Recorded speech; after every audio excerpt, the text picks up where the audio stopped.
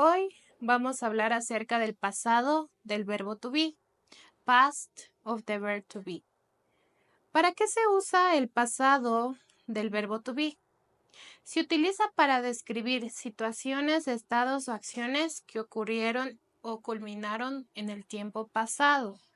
Para esto, para usar el verbo to be en pasado, se utiliza los verbos was y were, como podemos observar aquí.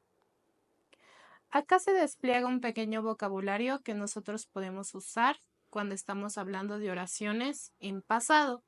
Tenemos lugares, emociones, clima, las expresiones de tiempo que nos especifican más que la oración está en contexto pasado, las descripciones, roles, cosas o personas.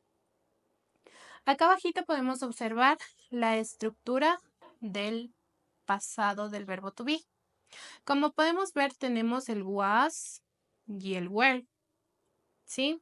Que van acompañados con ciertos sujetos, como por ejemplo, el was comúnmente va acompañado de I, he, she, it, mientras que were va acompañado de you, we, and they.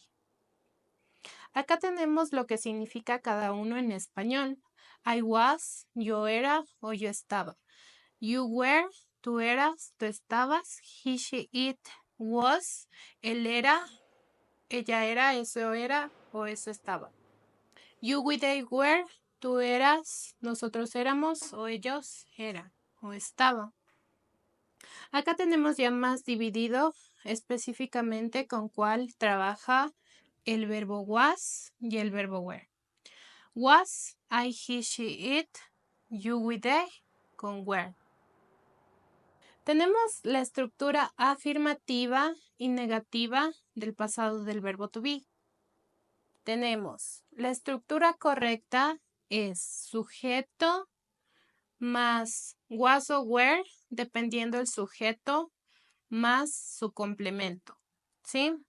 Por ejemplo, aquí tenemos I was, he was, she was, it was. Lo que faltaría es de añadirle el complemento. Tenemos también su forma negativa del was y el were. Para was se utiliza siempre el not, que por lo tanto vendría siendo was not en la forma negativa. También existe la forma contraída, que es la forma más corta que nosotros podemos observar aquí, que es el wasn't, ¿sí? Mientras que el were también va acompañado del were not en su forma negativa. Y la forma contraída, es decir, la forma más corta, es weren't. Seguimos con la estructura interrogativa, que es para realizar preguntas en el tiempo pasado.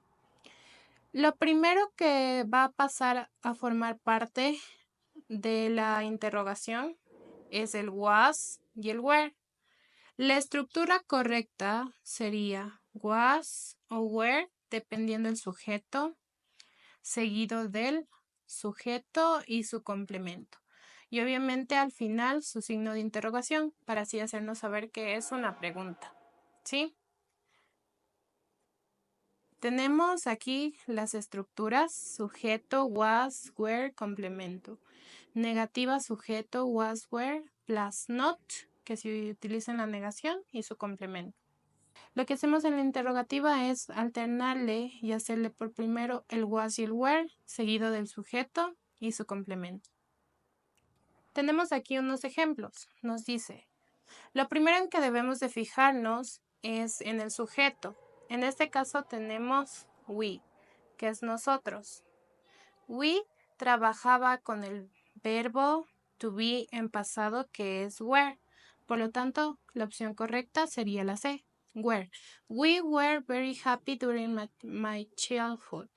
Nosotros éramos muy felices durante nuestra infancia.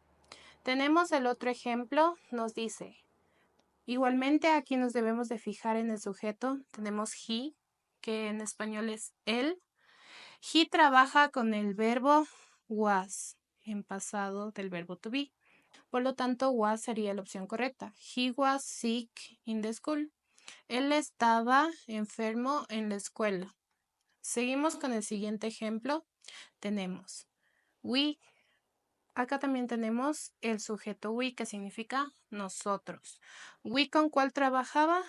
Con el pasado del verbo were. We were. We were married. Nosotros estábamos casados. Gracias.